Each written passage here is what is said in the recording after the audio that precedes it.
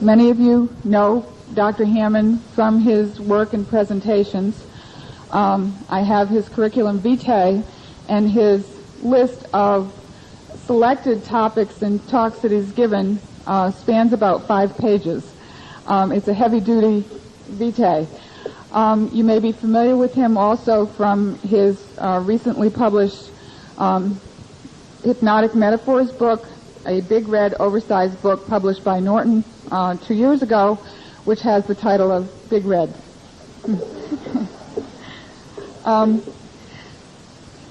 His education is that he took his BS, MS, and Ph.D.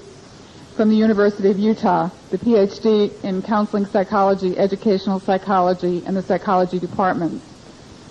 He is a Diplomate in Clinical Hypnosis of the American Board of Psychological Hypnosis, a Diplomate in Sex Therapy, the American Board of Sexology, a Clinical Supervisor and Board Examiner, American Board of Sexology, a Diplomate in Marital and Sex Therapy, the American Board of Family Psychology, a licensed psychologist in the state of Utah, and a licensed marital and family therapist. So you can tell this man has a lot of experience and a lot of varied experience.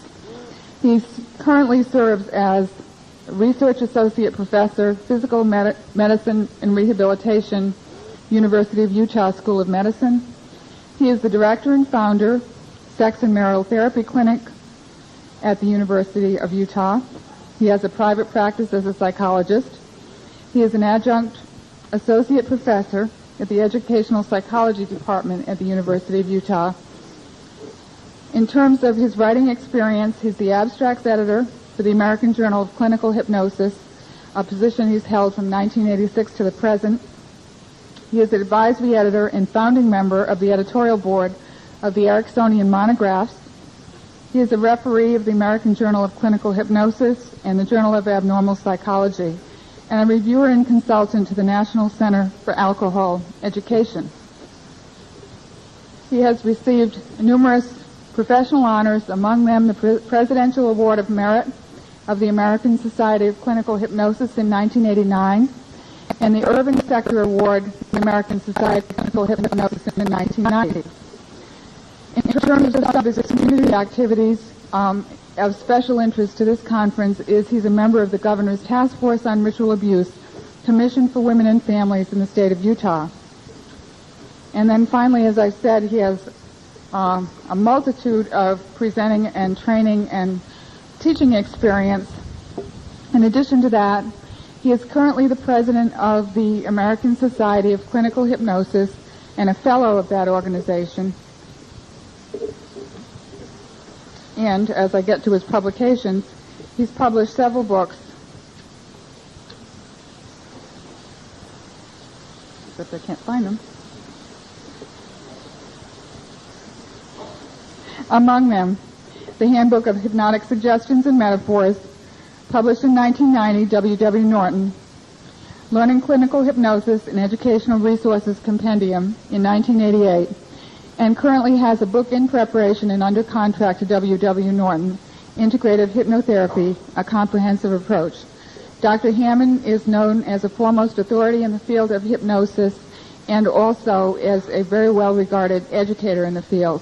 So I urge you to welcome him, and I know we'll have a good training day. Thank you.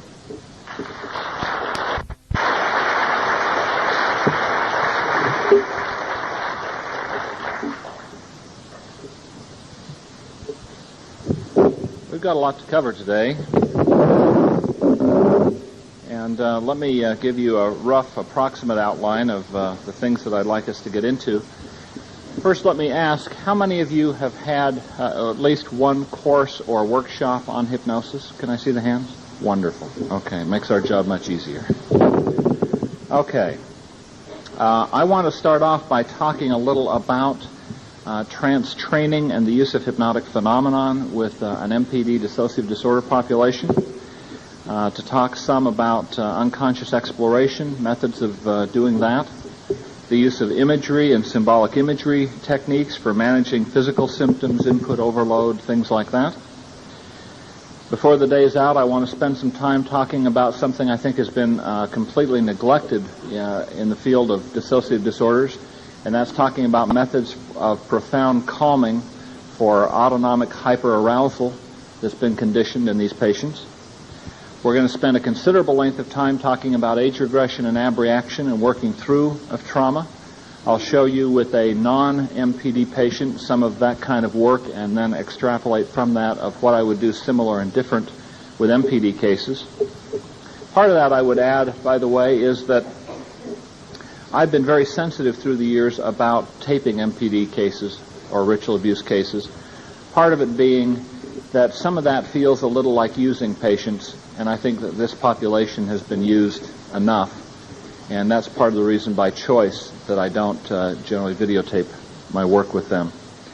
Also, I want to talk a bunch about hypnotic relapse prevention strategies, post-integration therapy today, and finally, I'm hoping to find somewhere in our time frame to spend an hour or so talking specifically about ritual abuse and about mind control programming and brainwashing, how it's done, how to get on the inside with that, which is a topic that in the past I haven't been willing to speak about publicly, have done that in small groups and in consultations, but recently decided that it was high time that somebody started doing it. So we're going to talk about specifics there.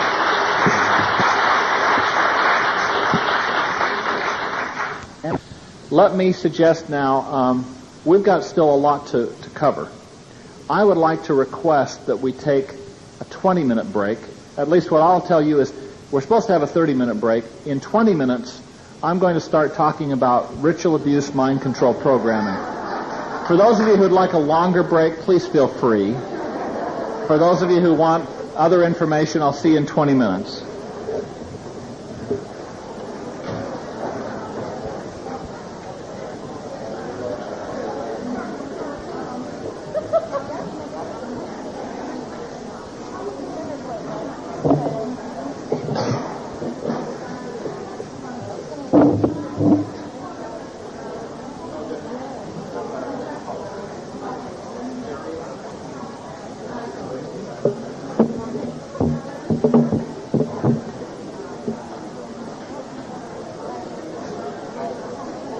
And I'll give you as much as we can in about 45, 50 minutes on the topic.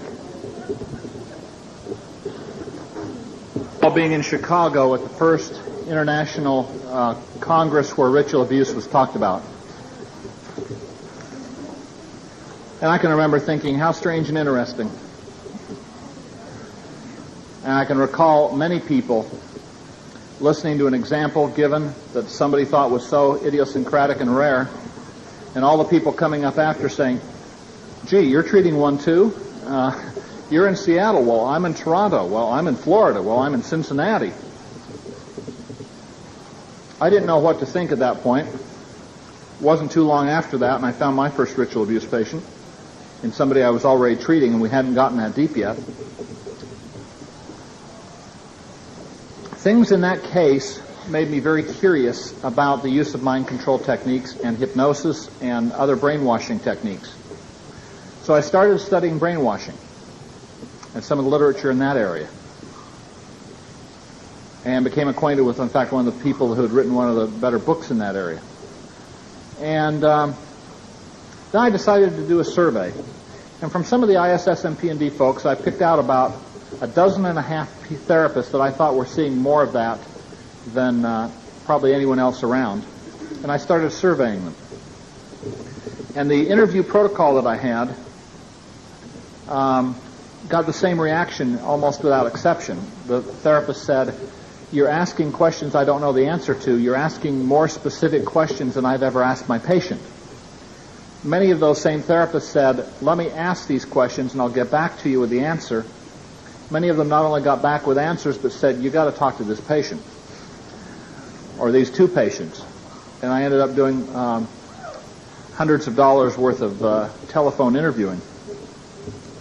What I came out of that with was a grasp of a variety of brainwashing methods being used all over the country. And I started to hear some similarities. And whereas I hadn't known to begin with how widespread things were, I was now getting a feel that there were a lot of people reporting some similar things, and that there must be some degree of communication here. Then approximately 2.5 years ago, I had some material drop in my lap. My source was saying a lot of things that I knew were accurate about some of the brainwashing, but was telling me new material I had no idea about. At this point, I took and decided to check it out in 3 ritual abuse patients I was seeing at the time. 2 of the 3 had what they were describing in careful inquiry without leading or contaminating. The fascinating thing was that as I did a telephone consult with a therapist that I'd been consulting for quite a number of months on an MPD case in another state, I told her to inquire about certain things. And she said, well, what are those things? And I said, I'm not going to tell you because I don't want there to be any possibility of contamination. Just come back to me and tell me what the patient says.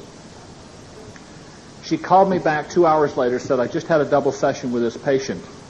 And there was a part of them that said, we're so excited. If you know about this stuff, you know how the cult programmers get on the inside, and our therapy is going to go so much faster. Many other patients since have had a reaction of wanting to pee their pants out of anxiety and fear rather than thinking it was a wonderful thing. But the interesting thing was that she then asked, what are these things? They were word perfect, same answers that my source had given me and my own patients. 2 out of my 3 patients had given me. I've since repeated that in many parts of the country. I've consulted in 11 states and 1 foreign country, in some cases over the telephone, in some cases in person, in some cases giving the therapist information ahead of time and saying, be very careful how you phrase this. Phrase it in these ways so you don't contaminate. In other cases, not even giving the therapist information ahead of time so they couldn't. And when you start to find the same highly esoteric information in different states and different countries, from Florida to California, you start to get an idea that there's something going on that is very large, very well coordinated, with a great deal of communication and systematicness to what's happening. So I have gone from someone kind of neutral and not knowing what to think about it all to someone who clearly believes ritual abuse is real, and that the people who say it isn't are either naive, like people who didn't want to believe the Holocaust, or they're dirty. Now, for a long time, I would tell a select group of therapists that I knew and trusted information and say, spread it out, don't spread my name, don't say where it came from, but here's some information, share it with other therapists if you find us on target, and I'd appreciate your feedback. People would question in talks and say, they were hungry for information. Myself, as well as a few others that I'd shared it with, were hedging out of concern and out of personal threats and out of death threats. I finally decided to hell with it. They're going to kill me, they're going to kill me. It's time to share more information with therapists. And part of that comes because we proceeded so cautiously and slowly, checking things in many different locations and finding the same thing. So I'm going to give you the way in with ritual abuse programming. I certainly can't tell you everything you want to know in 45 or 50 minutes, but I'm going to give you the essentials to get inside and start working at a new level. I don't know what proportion, honestly, of patients have this. I would guess that maybe somewhere around at least 50%, maybe as high as 3/4. I would guess maybe 2/3 of your ritual abuse patients may have this. What do I think the distinguishing characteristic is? If they were raised from birth in a mainstream cult, or if they were a non-bloodline person, meaning neither parent was in the cult, but cult people had a lot of access to them in early childhood, they may also have it. I've seen more than one ritual abuse patient who clearly had all the kind of ritual things you hear about. They seemed very genuine.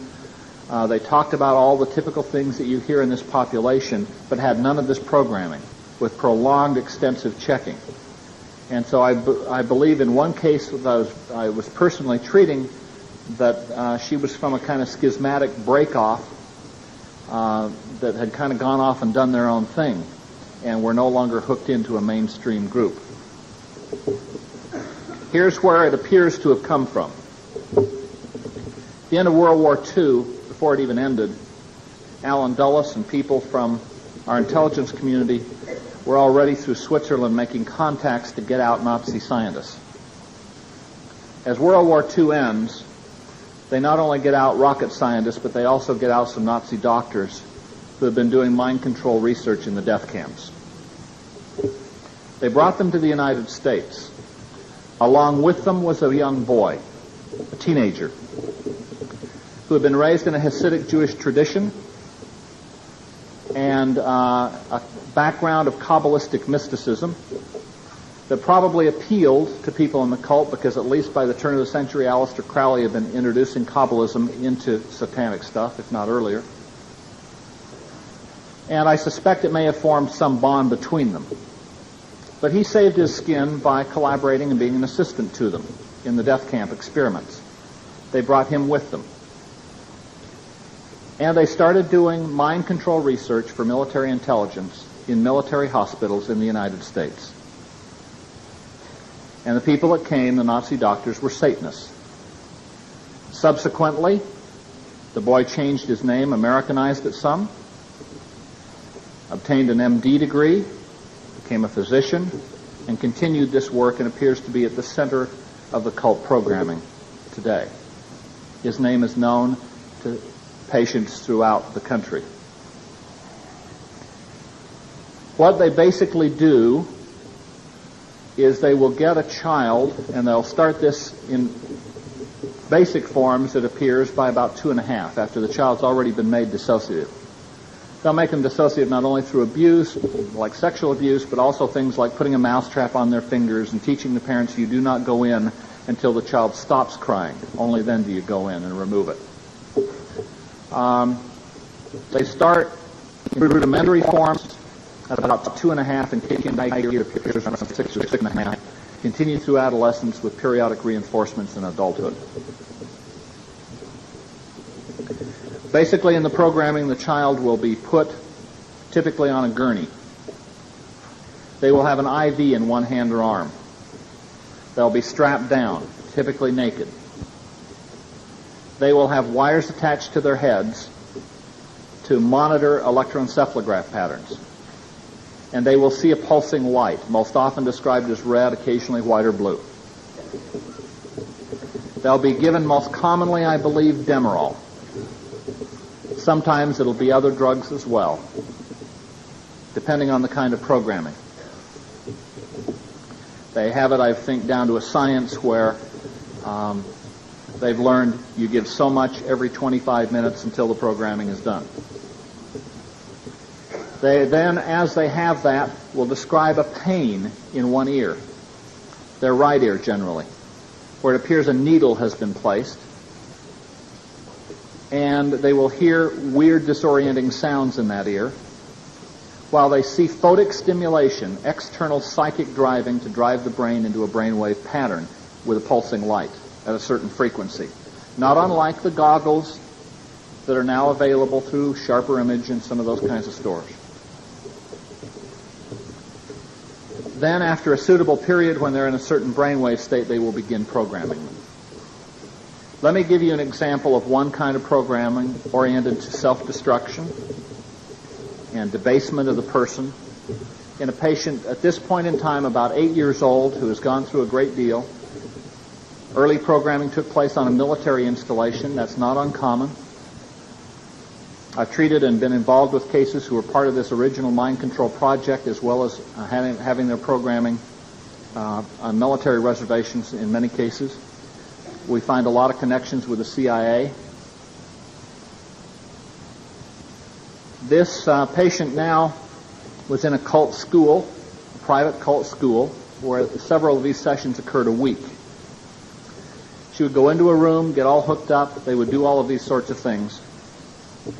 And when she was into the proper altered state now, they were no longer having to monitor it with electroencephalographs.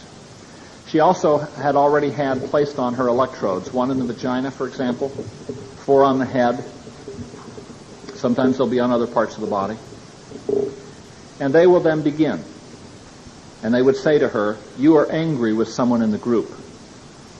She said, "No, I'm not." And they violently shocked her. And they would say the same thing until she complied and didn't make any negative response. Then they would continue. And because you are angry with someone in the group, or when you are angry with someone in the group, you will hurt yourself. Do you understand? She said no, and they shocked her. They repeated it again. Do you understand? Well, yes, but I don't want to. Shock her again till they get compliance. And then they keep adding to it. And you will hurt yourself by cutting yourself. Do you understand? And maybe she'd say yes, but they might say, "We don't believe you," and shock her anyway. Go back and go over it again. And they would continue in this sort of fashion. She said typically it seemed as though they'd go about 30 minutes. Take a break for a smoke or something. Come back. They may review what they'd done and stop, or they might review what they'd done and go on to new material. She said the sessions might go a half an hour, they might go 3 hours. She estimated 3 times a week.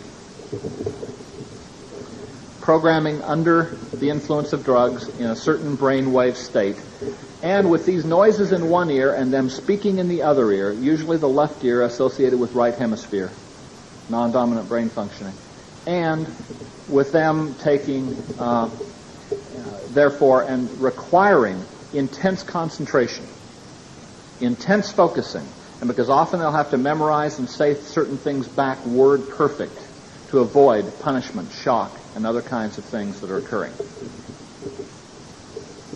This is basically how a lot of programming goes on. Some of it will also use other typical brainwashing kinds of techniques. There will be very standardized types of hypnotic things done at times. There will be sensory deprivation, which we know increases suggestibility in someone. Not total sensory deprivation. Suggestibility has significantly increased from the research. It's not uncommon for them to use a great deal of that, including formal sensory deprivation chambers before they do certain of these things. Now, let me give you, because we don't have a lot of time, as much practical information as I can. The way that I would inquire as to whether or not some of this might be there would be with idiomotor finger signals after you've set them up. I would say, I want the central inner core of you to take control of the finger signals. Don't ask the unconscious mind. In the case where you're inquiring about ritual abuse, ask for the central inner core. The core is a cult-created part. And I want that central inner core of you to take control of this hand and of these finger signals, and when it has, for the yes finger to float up. Now I want to ask that inner core of you, is there any part of you, any part of Mary, if that's the host name, who knows anything about alpha, beta, delta, or theta?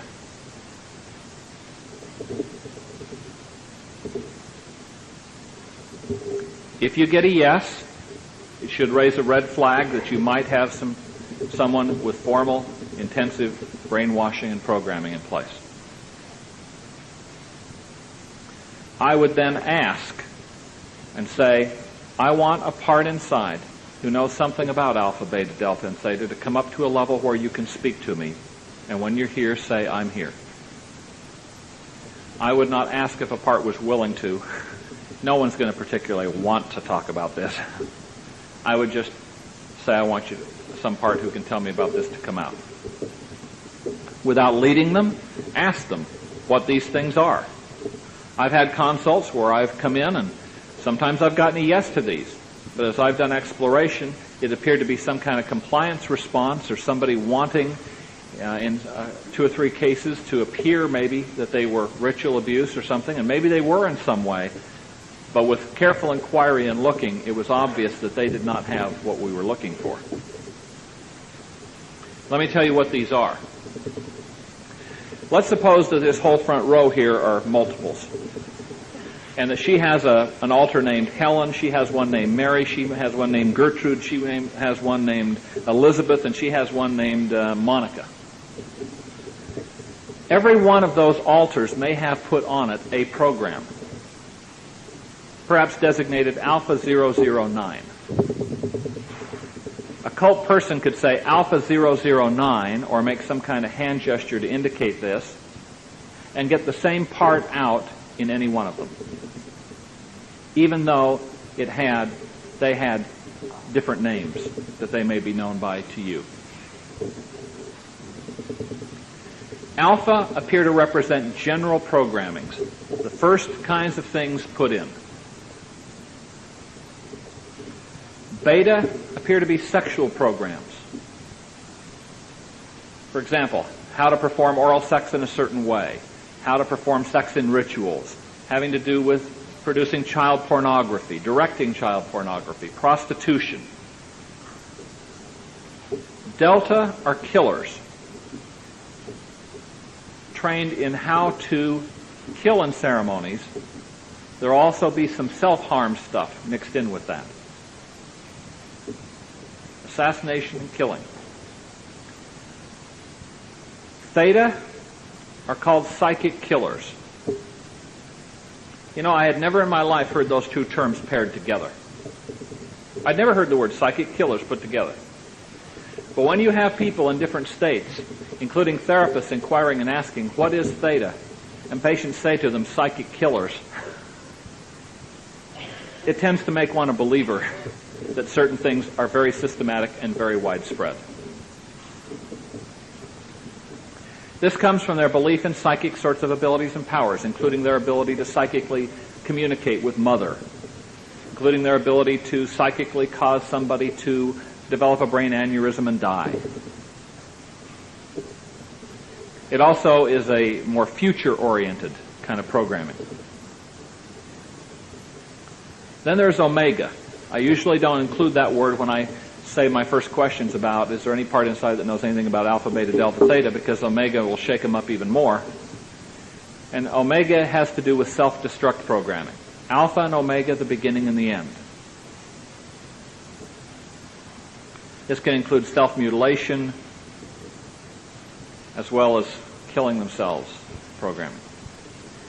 Gamma appears to be system protection and deception programming, which will provide misinformation to you, try to misdirect you, tell you half-truths, protect different things inside. There can also be other Greek letters. I'd recommend that you go and get your entire Greek alphabet, and if you have verified that some of this stuff is present and they have given you some of the right answers about what some of this material is, and I can't underline enough, do not lead them. Do not say, is this killers? Get the answer from them, please. When you've done this, and it appears to be present, I would take your entire Greek alphabet and with idiomotor signals, go through the alphabet and say, is there any programming inside associated with Epsilon, Omicron, and go on through. There may be some systematicness to some of the other letters, but I'm not aware of it. I found, for example, in one case, Zeta had to do with the production of snuff films that this person was involved with. With another person, Omicron had to do with their linkage and associations with drug smuggling and with the mafia and big business and government leaders. So there's going to be some individualism, I think, in some of those. Some of those are come home programs. Come back to the cult, return to the cult programs. Here's the flaw in the system. They have built in shut down and erasure codes. So if they got into trouble, they could shut something down and they could also erase something. These codes will sometimes be idiosyncratic phrases or ditties. Sometimes they will be numbers. 1428, 3621, 964. Maybe followed by a word. There's some real individuality to that. At first I had hope, gee, if we get some of these, maybe they'll work with different people. No such luck. It's very unlikely unless they were programmed at about the same point in time as part of the same little group. Stuff that I've seen suggests that they carry laptop computers, the programmers, which still include everything that they did 20, 30 years ago in them, in terms of the names of alters, the programs, the codes, and so on. Now, what you can do is get erasure codes. And I always ask, if I say this code, what will happen? Double check. Is there any part inside who has different information? Watch your idiomotor signals. What I found that you can do is you can erase programs by giving the appropriate codes. But then you must abreact the feelings. So if you erase omega, which is often where I've started because it's the most high-risk area, afterwards I will get all the omega, what were formerly omega alters, together, so that we will abreact and give back to the host the memories associated with all the programming that was done with omega and anything any omega part ever had to do in a fractionated abreaction. They use the metaphor, and it is their metaphor, of robots. And that it is like a robot shell comes down over the child alter to make them act in a robotic fashion. Once in a while, internally, you'll confront robots. What I found from earlier work, and so I speed the process up now because I confirmed it enough times, is that if you can say to the core, I want you to look, there's this robot blocking the way in some way, blocking progress. Go around and look at the back of the head and tell me what you notice on the back of the head or the neck. I used to ask it very non-leading like that. And what was commonly said to me was that there were wires or a switch. And so I'll tell them, pull the wires or flip the switch and it will immobilize the robot. And give me a yes signal when you've done it. Pretty soon you get a yes signal. Great. Now that the robot is immobilized, I want you to open the robot and look inside and tell me what you see. There's generally one or several children.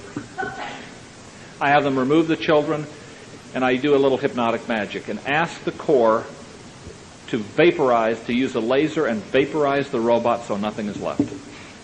They're usually quite amazed that this works, as have been a number of therapists.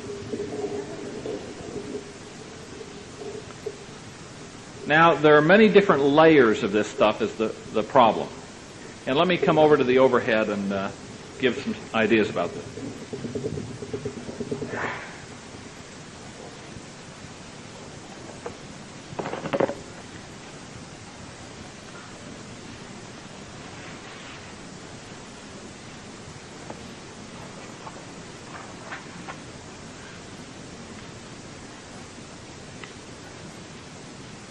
Get a different color.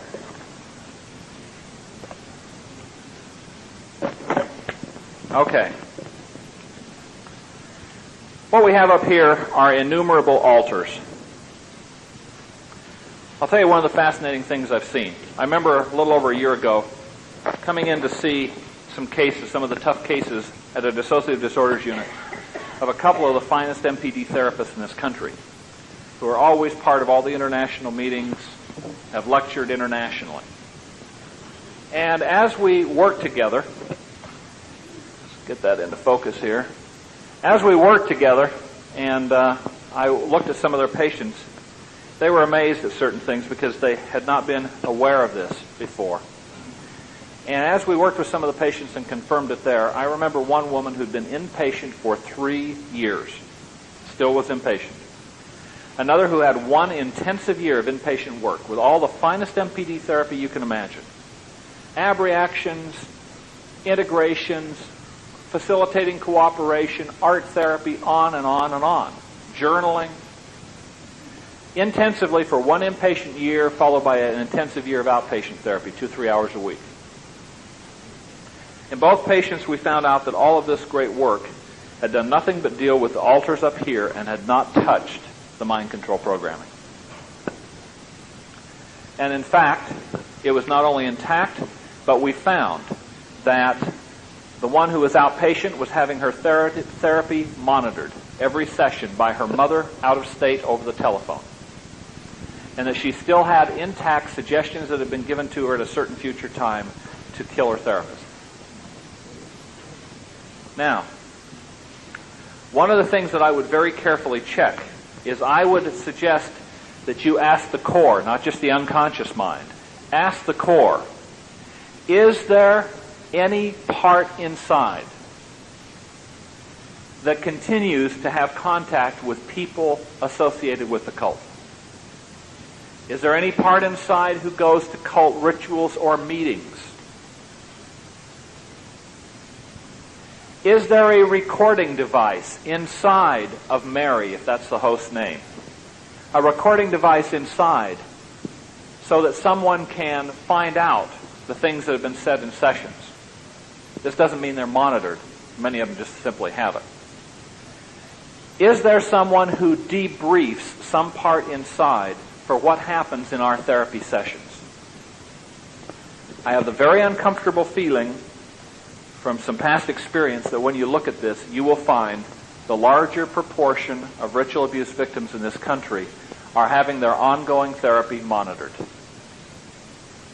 I remember a woman who came in her, about 24 years old, claimed her father was a Satanist. Her parents divorced when she was 6. After that, it would only be when her father had visitation, and he would take her to rituals sometimes. Up until age 15, and she said, I haven't gone to anything since I was 15. Her therapist believed this at face value. We sat in my office. We did a 2-hour inquiry using hypnosis. We found the programming present, and in addition to that, we found out that every therapy session was debriefed. And in fact, they had told her to get sick and not come to the appointment with me. Another one had been told that I was cult, and that if I came, she would know that I'd been told not to come and I would punish her. If anything meaningful comes out in a patient who's being monitored like that, from what I've learned thus far, they're tortured with electric shocks. My belief is, if they're in that situation, you can't do meaningful therapy other than being supportive and caring and letting them know you care a lot and you'll be there to support them. But I wouldn't try to work with any kind of deep material or deprogramming with them, because I think it can do nothing but get them tortured and hurt unless they can get into a safe, secure, inpatient unit for an extended period of time to do some of the work required. And I have a feeling that when you make inquiries, you're going to find that probably greater than 50% of these patients, if their bloodline, meaning mother or dad or both involved, will be monitored on some ongoing basis. Now, when you come below the altars, you then have alpha, beta, delta, theta, so on and so forth, the Greek letter programming. And they will then have backups. Backup programs. There will typically be an erasure code for the backups. There may be one code that combines all the backups into one, and then an erasure code for them. Or simply one code that erases all the backups. So, I will get the code for, let's say, omega, and for all the omega backups at the same time. After I've asked about what will happen if I give this, I will give the code. And then I will say, what are you experiencing? They often describe computers whirring, things erasing, explosions inside, all sorts of interesting things. I've had some therapists come back and say, my Lord, I had never said anything about robots, and she said something about robots vaporizing. I remember one therapist who had been with me in several hypnosis workshops consulted with me about a crisis MPD situation, and I told her to inquire about alpha, beta, delta, theta. She did. She got back to me. She said, yeah, I get an indication it's there. What is it? I said, I'm not going to tell you. Go back and inquire about some of this. And we set an appointment for a week or so hence. She got back with me. She said, I asked what theta was, and she said psychic killers. I asked what delta was. She said killers. I said, okay. And so I told her about some of this stuff for a 2-hour consult. She called back and she said, this seemed too fantastic. I heard this and I thought, has Corey been working too hard? She said, I'm embarrassed to admit it, But she said, I held you in high professional regard, but this just sounded so off in the twilight zone that I really thought, is he having a nervous breakdown or something? And she said, but I respected you enough to ask about this. She said, I asked another MPD patient and she didn't have any of this. But in this patient, she started describing things and how she worked, for example, with an erasure, and she was describing things like robots vaporizing and other kinds of things that she said, I hadn't told her about any of these things. Well, here's the problem. There are different layers, and I think some of them are designed to keep us going in circles forever. They figured we probably, in most cases, wouldn't get below the altars, which they purposefully created. The way you create Manchurian candidates is you divide the mind. It's part of what the intelligence community wanted to look at. If you're going to get an assassin, if you're going to get somebody to go do something, you divide the mind. Fascinates me about cases like the assassination of Robert Kennedy, where Bernard Diamond, on examining Sirhan Sirhan, found that he had total amnesia for the killing of Robert Kennedy, but under hypnosis could remember it. But despite suggestions he would be able to consciously remember, could not remember a thing after he was out of hypnosis. I'd love to examine Sirhan Sirhan. It appears that below this we've got some other layers. One is called green programming, it appears. And isn't it interesting that the doctor's name is Dr. Green? One of the questions I'll ask in a way to not contaminate is, after I've identified some of this stuff is there and they've given me a few right answers about what some of it is, if there were a doctor associated with this programming and his name were a color, like Dr. Chartreuse or something, if his name were a color, what would the color be? Now, once in a while, I've had some other colors mentioned in about 3 or 4 patients that I felt were trying to dissimulate in some way, and I don't really believe had this. In one case, I got another color, and I found out later it was a doctor whose name was a color who was being trained by Dr. Green almost 30 years ago. And he supervised part of the programming of this woman under this doctor. Remember, one woman couldn't come up with anything. No altar would speak up with anything. I said, okay, and we went on to some other material. About 2 minutes later, she said, Green. You mean Dr. Green? We found this all over. There appears to be some green programming below that, and I suspect that it has a structure sort of like this, that you get down to fewer and more essential programs the deeper you go. Below green programming is ultra green. And the green tree. Kabbalistic mysticism is mixed all into this. If you're going to work with this, you need to pick up a couple of books on the Kabbalah. One is by a man named Dion Fortune, D-I-O-N, Fortune, F-O-R-T-U-N-E, called the Kabbalah with a Q. Dion Fortune. Another is by Ann Williams-Heller. Ann Williams Heller. And it is called the Kabbalah with a K. K-A-B-B-A-L-A-H, I believe. It's a $10 quest book. Ann Williams Heller. H-E-L-L-E-R. Ann Williams Heller. The Kabbalah. K-A-B-B-A-L-A-H. I knew nothing about the Kabbalah. It was interesting. A patient had sat in my waiting area, got there considerably early, and drew a detailed, multicolored Kabbalistic tree over 2 years ago. And it took me 2 months to figure out what it was. Finally showing it to somebody else, they said, that looks an awful lot like a Kabbalistic tree. And that rang a bell with some esoterica in an old book, and I dug it out. That was the background of Dr. Green. Now, the interesting thing about the green tree is his original name was Greenbaum. What does Greenbaum mean in German? Green tree. Ultra green in the green tree. I've also had patients who didn't appear to know that his original name was Green volunteer that there were parts inside named Mr. Greenbaum. Now let me give you some information. I'll just leave that up for a minute.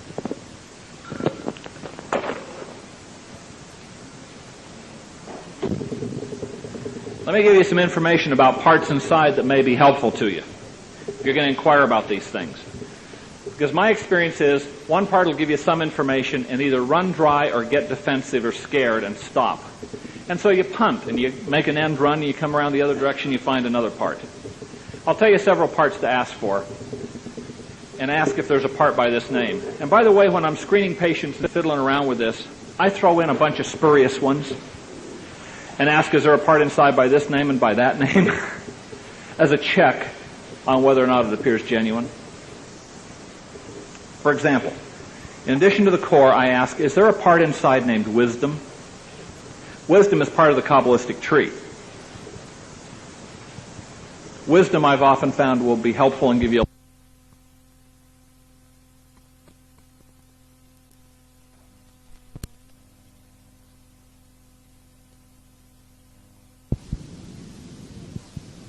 Is there a part inside named Diana? I mean, I may throw in all sorts of things. Is there a part inside named Zelda? I've never encountered one yet.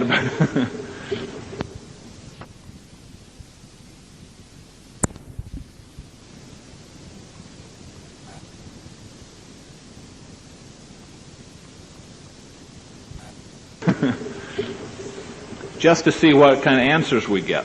I try and do this carefully. Diana is a part that in the Kabbalistic system is associated with a part called the foundation. You can be fascinated to know that, remember the Process Church? Roman Polanski's wife, Sharon Tate, was killed by the Manson family who were associated with the Process Church.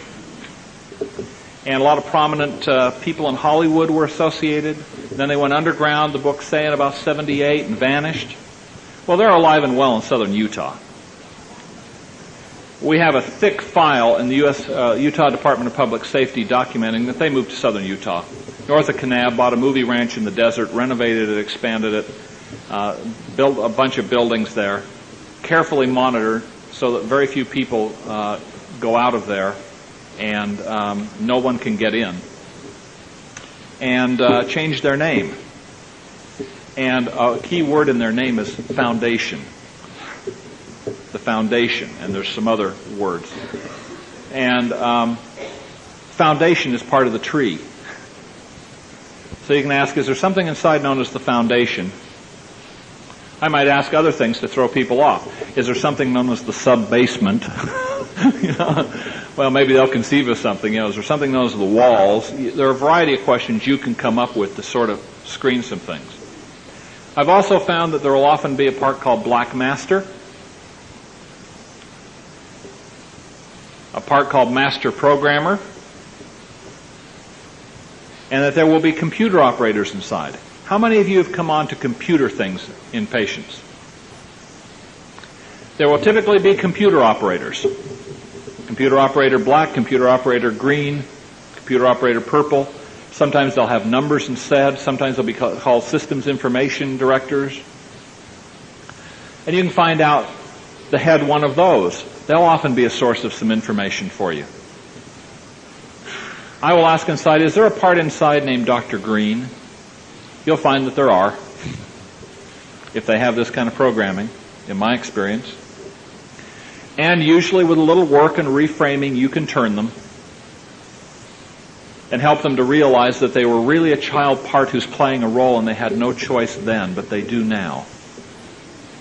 And that they played their role very, very well, but that they don't have to continue to play it with you because they're safe here. And that in fact,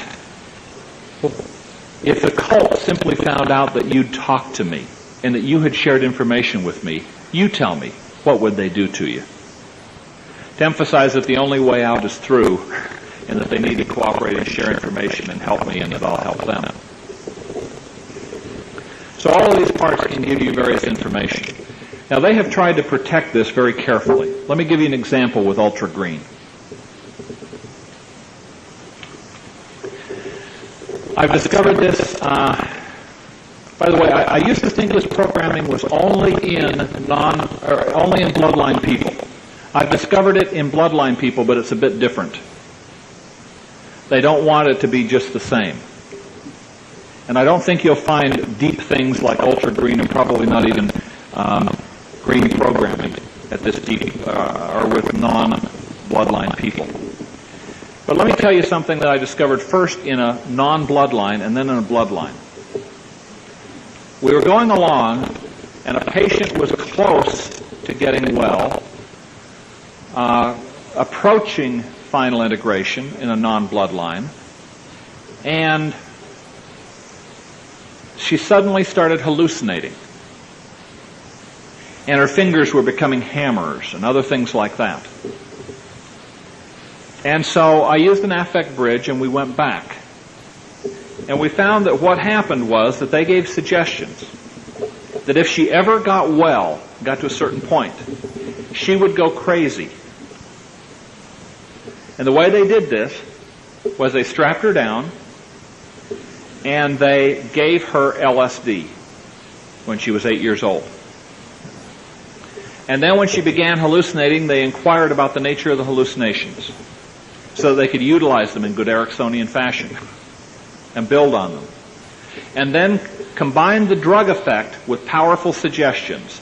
If you ever get to this point, you will go crazy. If you ever get fully integrated and get well, you will go crazy like this and will be locked up in an institution for the rest of your life. And they gave those suggestions vigorously and repetitively. Finally, they introduced other suggestions that rather than have this happen, it would be easier to just kill yourself. In a bloodline patient then, as I began inquiring about deep material, the patient started to experience similar symptoms. We went back and we found that identical things were done to her. And this was called the Greenbaum, B-O-M-B. Lots of interesting internal consistencies, like that play on words with Dr. Greenbaum, his original name. Now, in this case, it was done to her at age 9 for the first time. And then, only hers was different. Hers was a suggestion for amnesia. If you ever remember anything about ultra green and the green tree, you will go crazy. You will become a vegetable and be locked up forever. And then finally the suggestions added, and it'll be easier to just kill yourself than have that happen to you. If you even remember it. At age 12 then, 3 years later, they used what sounds like an Marital interview to try to breach the amnesia and find out if they could. They couldn't. So then they gave her, strapped her down again, took and gave her something to kind of paralyze her body, gave her LSD, an even bigger dose, and reinforced all the suggestions. Did a similar thing at the age of 16. So these are some of the kind of booby traps you'll run into. There are a number of cases where they've combined powerful drug effects like this with a suggestion to keep us from discovering some of this deeper level stuff. What's the bottom? Your guess is as good as mine. But I can tell you that I've had a lot of therapists who were stymied with these cases. They were going nowhere. In fact, someone here that I told some basic information about this to in Ohio a couple of months ago said it opened all sorts of things up in a patient who'd been going nowhere. And that's an often common thing. I think that we can move down to deeper levels, and if we deal with some of the deeper level stuff, it may destroy all the stuff above it. But we don't even know that yet. And some of the patients I'm working with, we have pretty much dealt with a lot of the top level stuff, and I'll tell you how we've done some of that.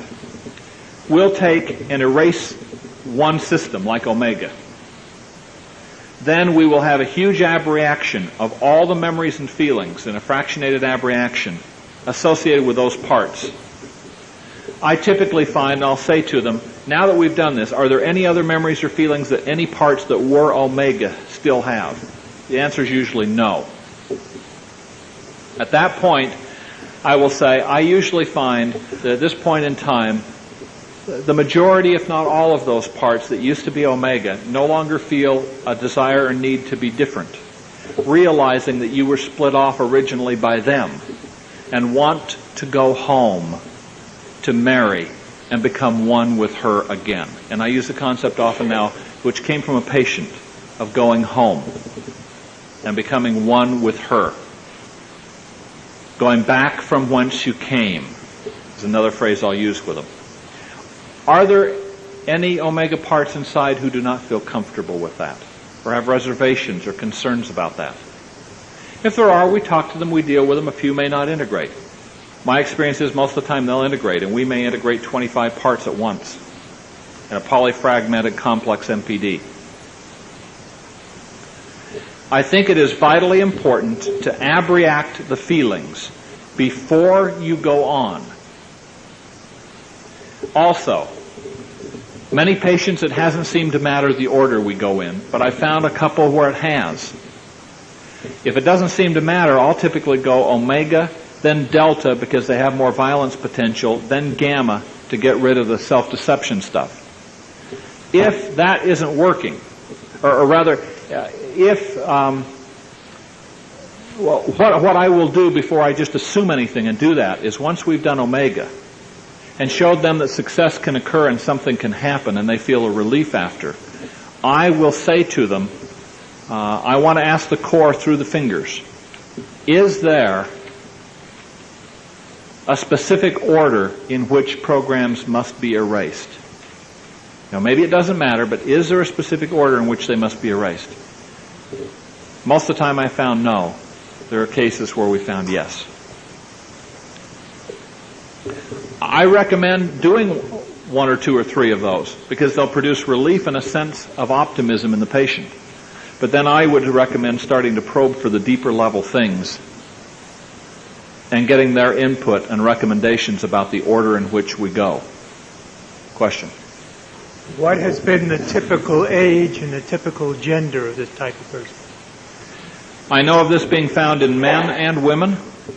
Most of the patients I know MPD ritual abuse who are being treated are women, however. But I know of some men being treated where we've found this. A while back I was talking to a small group of therapists somewhere.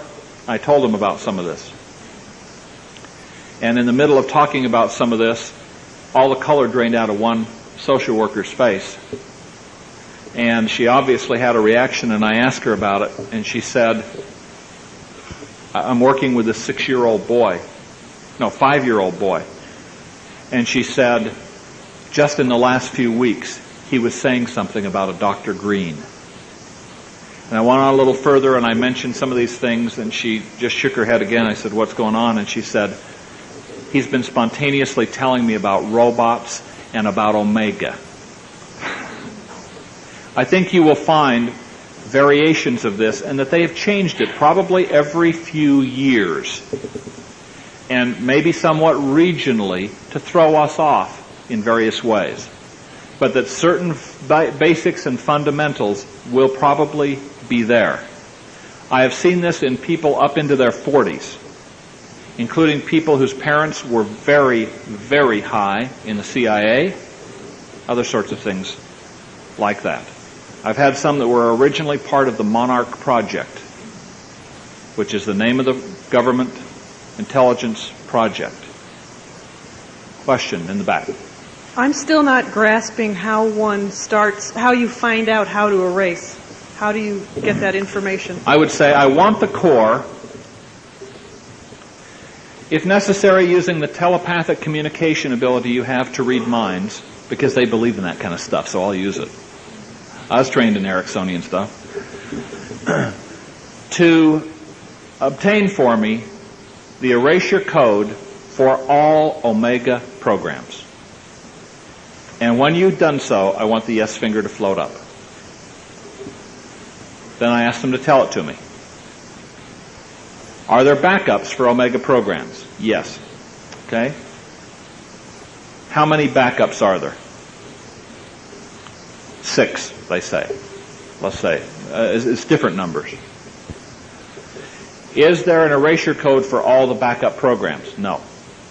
Is there an erasure code that combines all the backups into one? Yes. Obtain that code for me, and when you've got it, give me the yes signal again. And it can move almost that fast in some cases where there's not massive resistance. Question? Yes, can you tell me what you know about risks to the therapist? What kind of You data? would have to ask. Yeah, I'd like to know that. What kind of data do you have, given that you've had contact with large numbers of people? Not just threats, but also any injury, any family problems that have arisen? That's one question. The second one is, are you aware of anybody that you've treated or others with this level of dissociation and trauma that have recovered, integrated, whole, and happy? I have one non-bloodline multiple, complex multiple, who had this kind of programming where they had a lot of access to the patient as neighbors and with a doctor. By the way, you'll find physicians heavily involved. They've encouraged their own to go to medical school, to prescribe drugs, to take care of their own, to get access to medical technology and be above suspicion. There have been a couple, in fact, in Utah who have been nailed now. We now in Utah have 2 full-time ritual abuse investigators with statewide jurisdiction under the Attorney General's office to do nothing but investigate this. Okay? And in a poll done in the state of Utah in January by the major newspaper and television station, they found that 90% of Utahns believe that ritual abuse is genuine and real.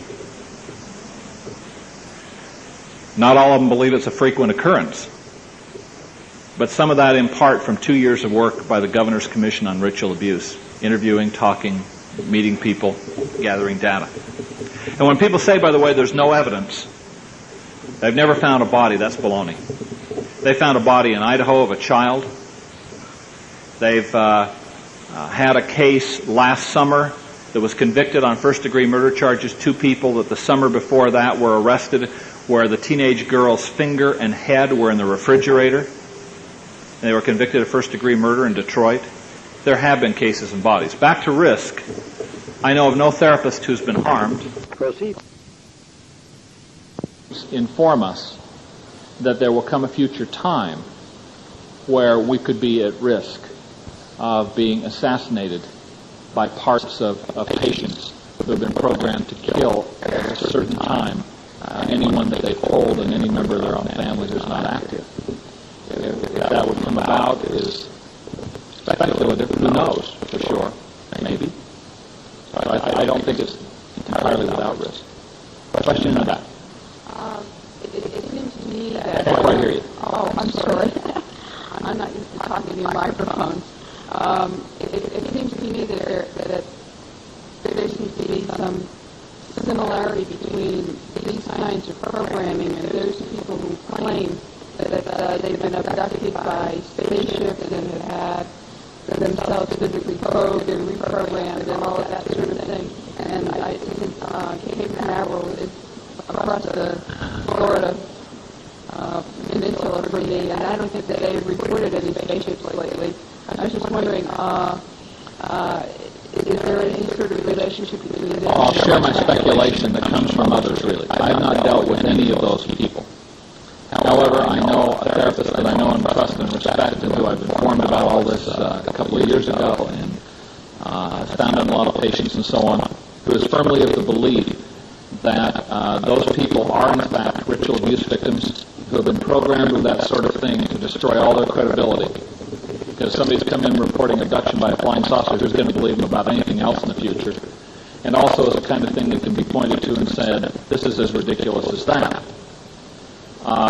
All I know is that I recently had a telephone consult with a therapist where I had been instructing her about some of this kind of stuff.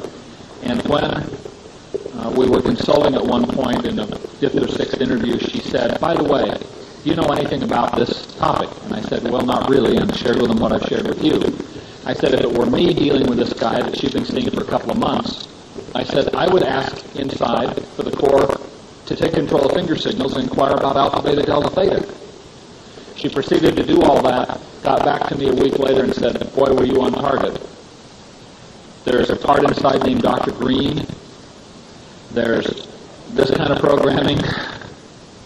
So, I mean, it's an N of 1. I don't know if anybody else has found anything associated with that or not. Yes? What's the difference between this kind of program and cult-type abuse and satanic abuse, and the kind of cults with the candles and the kind of things? This type of programming will be done in the cults with candles and all of the rest. My impression is this is simply done in people where they have great access to them, or their bloodline and their parents are in it, where they can be raised in it from an early age. If they are bloodline, they are the chosen generation. If not, they are expendable, and they are expected to die and not get well. And there will be booby traps in your way if they're non-bloodline people, that when they get well, they will kill themselves. And I'll tell you just a little about that. But my belief is that some people that have ritual abuse and don't have this have been ritually abused, but they may be part of a non-mainstream group. The Satanism comes in the overall philosophy overriding all of this. People say, what's the purpose of it? My best guess is that the purpose of it is that they want an army of Manchurian candidates. Tens of thousands of mental robots who will do prostitution, do child pornography, smuggle drugs, engage in international arms smuggling, do snuff films, all sorts of very lucrative things, and do their bidding. And eventually, the megalomaniacs at the top believe, create a satanic order that will rule the world. One last question, then I'll give you a couple more details, and we need to shift gears. You have suggested or implied that at some point, at a high level of the U.S. government, there was support for this kind of thing. I know we're short of time, but can you just say a few words about the kind of documentation that may exist for that suggestion? There isn't great documentation of it. It comes from victims who are imperiled witnesses. The interesting thing is how many people have described the same scenario, and how many people that we have worked with who have had relatives in NASA, in the CIA, and in the military, including very high-ups in the military.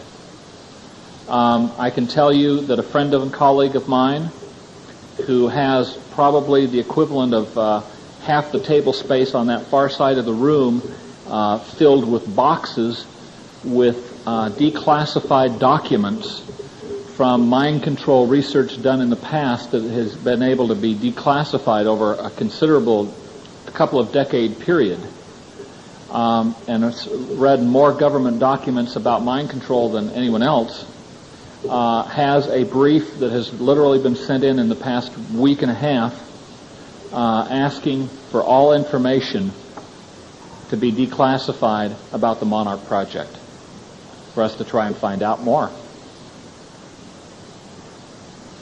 Now,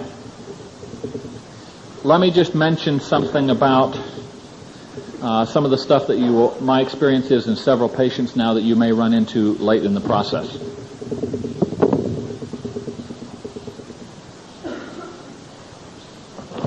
I know I'm throwing a lot at you in a hurry. Some of it is completely foreign, and some of you may think, gosh, could any of this be true? Just, ask. Find out in your patients, and you may be lucky and there isn't any of this. Somewhere at a deep level, you may run onto some things like this. Let me describe to you, I can find my pen, the system in one patient. One patient I had treated for quite a while, a non-bloodline person, and we had done what appeared to be successful work and reached final integration. And she came back to me early last year and said she was symptomatic with some things. I started inquiring. I found a part there we'd integrated. The part basically said there was other stuff that I couldn't tell you about, and You integrated me, and so I had to split off. I'd done some inquiring about things like alpha beta as a routine part of it and found they were there. And I said to this part, why didn't you tell me about this stuff?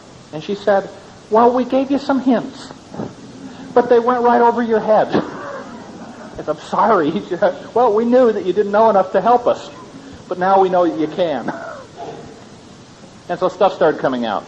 It was interesting. She described the overall system, if I can remember it now, as being like this.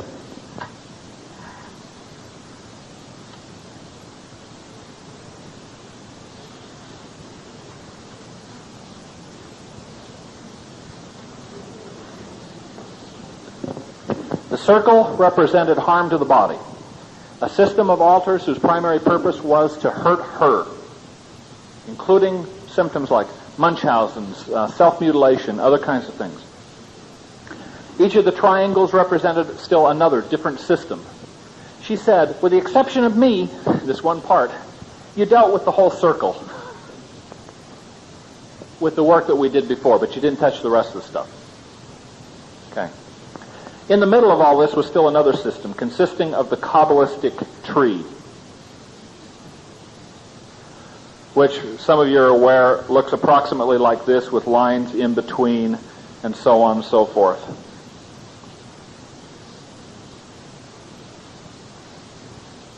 There's a rough approximation.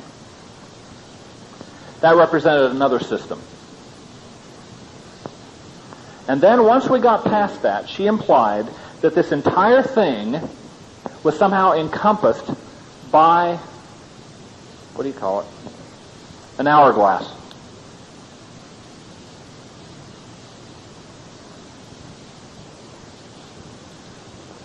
And I kept thinking we were at final integration. And then I find some other parts. This person had an eagle-eye husband who was watching for certain things that we found to be reliable indicators. And so often I would get evidence of dissociation within a few days that would be subtly picked up. And what we found was I continued to find evidence of dissociation. And I'd find parts, and finally this part, as I kind of got angry with him and said, why when I give these idiomotor inquiries am I getting lied to? And this part said, because you don't understand. You're going to get us all killed. And we started talking, and she basically said, it's been programmed so that if you succeed and think you've succeeded, you will fail. They build it in as a way to laugh at you. That if you ever get us integrated, we will die. And here's what she said. This part said, I'm one of 12 disciples, and I found this in others. 12 disciples within this hourglass, each of whom had to memorize a disciple lesson, which were basic satanic kind of premises and philosophies of life.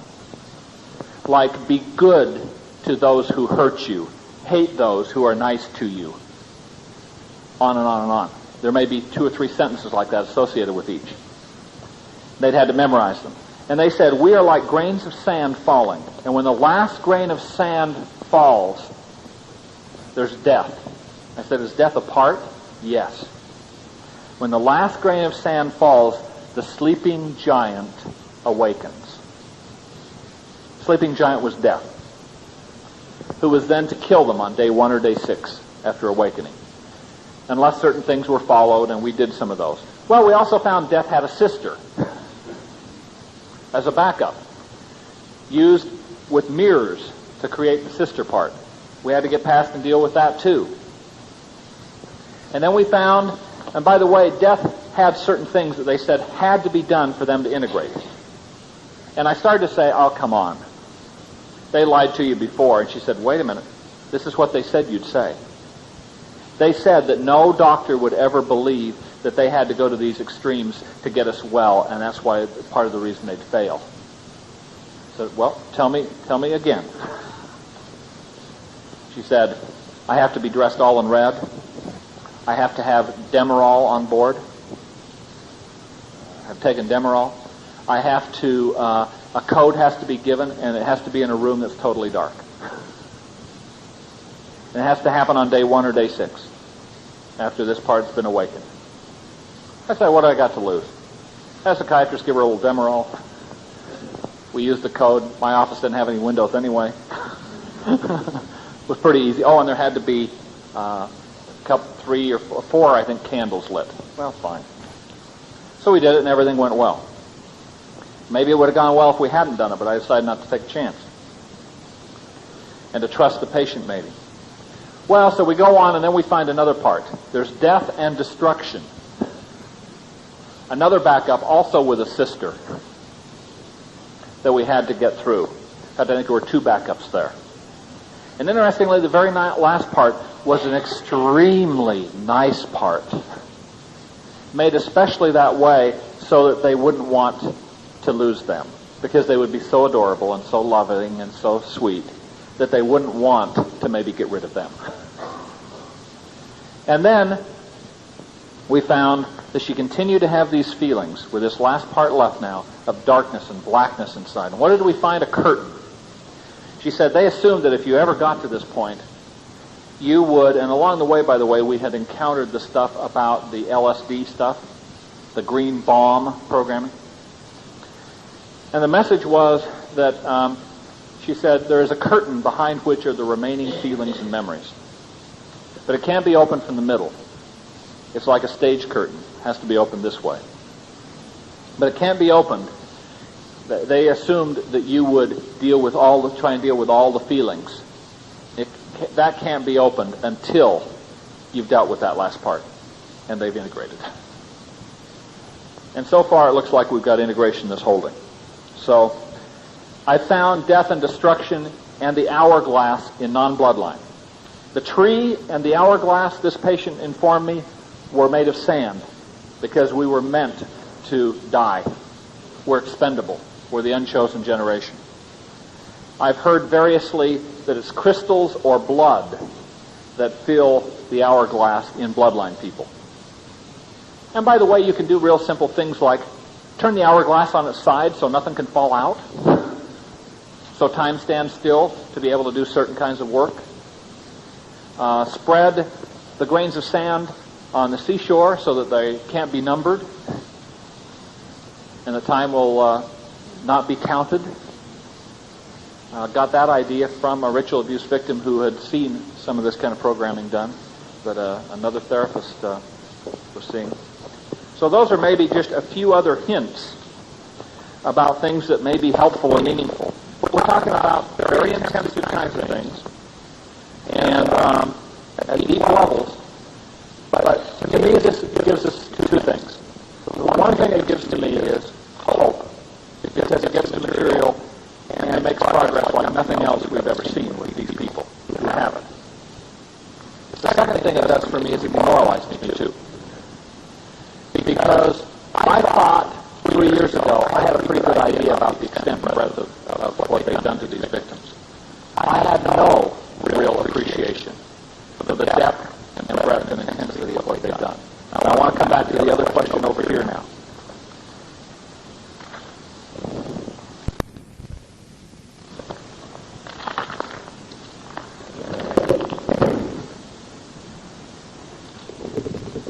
The other question is how many of them can get well? We don't know. For most things in the mental health profession, we accept that 2/3 of patients are going to improve, and maybe 70%. There's very little we can get everybody well. I think one of the sad things we have to face is that many of these patients will probably never be well. My personal belief is that if they are being messed with,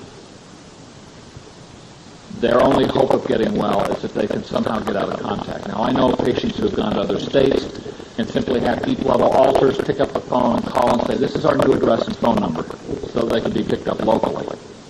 I'm in an inpatient unit for an extended period of time. If they are in a cult from their area and they're still being monitored and messed with, my own personal opinion is we can't get them well and can't offer more than humanitarian caring and supportiveness. Lots of therapists do not like to hear that. That's my opinion. I believe that if somehow they're lucky enough to be wealthy enough, to have protection, to have somehow gotten away in some way, and we can work with them without being messed with, that they have a chance to reach some semblance of normality and livability with enough intensive work.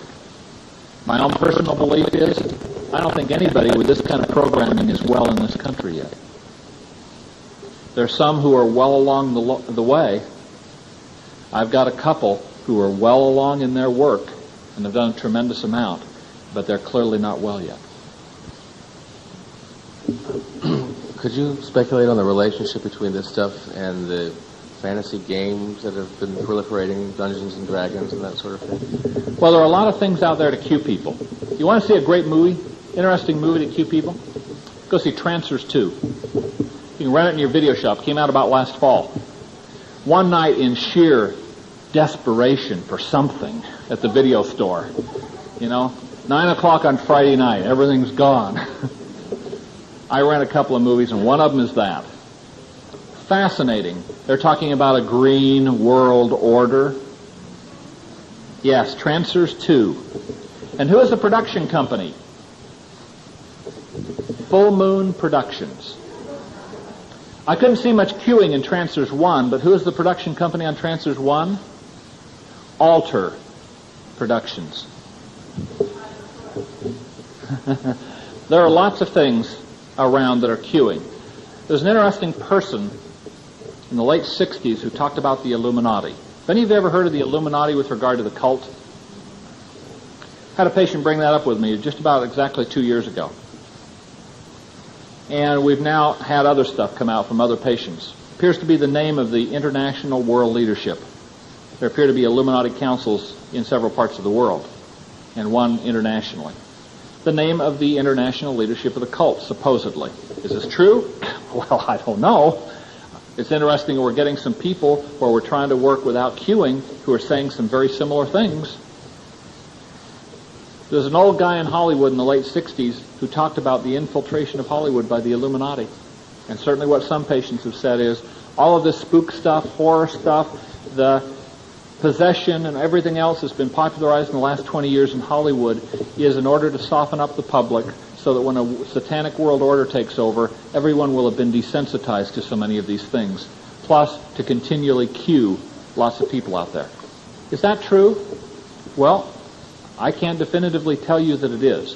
What I can say is I now believe that ritual abuse programming is widespread, is systematic, is very well organized, from highly esoteric information, which is published nowhere, has not been on any book or talk show that we have found all around this country and in at least one foreign country. Let's take a couple of quick questions, and we need to get on to other material. Yes? Do you have any techniques for decreasing your level of uncertainty that a patient, you can't do it grammatically, but a patient is or is not being still tampered with, messed with, as you said? Just that I would ask several of the parts I've inquired about. Core, Diana, Wisdom, Master Programmer, several parts inside I would ask about these sorts of things. And I would keep asking it. As you do additional work and get a bit further, I would ask again to find out. In the back. I wonder if you've heard or you know of the Martin Luther bloodline. The what? Martin Luther bloodline? I know nothing about the Martin Luther bloodline. I'll give you one other quick tip. Ask them about an identification code. There's an identification code that people have. It will involve their birth date. It may involve places where they were programmed. And it will usually involve a number in there that will be their birth order, like 02 if they were second born. And it will usually involve a number that represents the number of generations in the cult if they are bloodlines. I've seen up to 12 now. 12 generations. I've seen a lot of the things you've been describing today in several patients. I wanted to ask you a question about the 7 systems. You mentioned something about systems here. Are there 7 systems? There have been that described in some patients, yes. The 7 systems. Could you say what that is or a little about I don't think we know enough to know what it is. Honestly. I think it may have to do with 7 Kabbalistic trees. Have you ever had any evidence where any of these people have been tagged, and there have been anything on their body parts that might be related to this? Private parts in particular? Well, there's certainly people that have had tattoos, that have had a variety of other kinds of things, some of which have been, documented in cases. But I mean, to say, well, maybe they did that to themselves or had it done consciously. I mean, to really prove something, not that occurs to me right off the bat. Let me just take this one last question back, and we need to go on to other material because we're never going to get through it all. So let me just ask you to hold your question. Okay. Not a question, but I wanted to say, for myself personally and perhaps for others here as well, I wanted to thank you very sincerely for choosing this time to come forward. Welcome.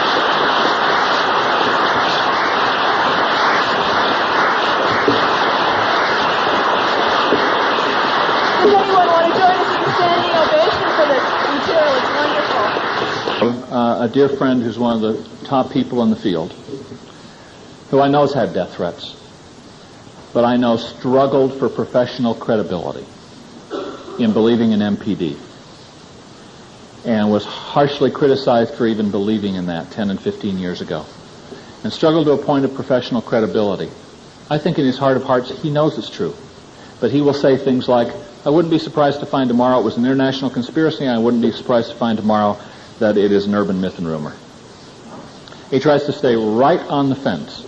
And I think the reason is because it's controversial, because there is a campaign underway saying these are all false memories induced by, along with incest and everything else, by Oprah and by books like The Courage to Heal and by naive therapists using hypnosis. And it's controversial.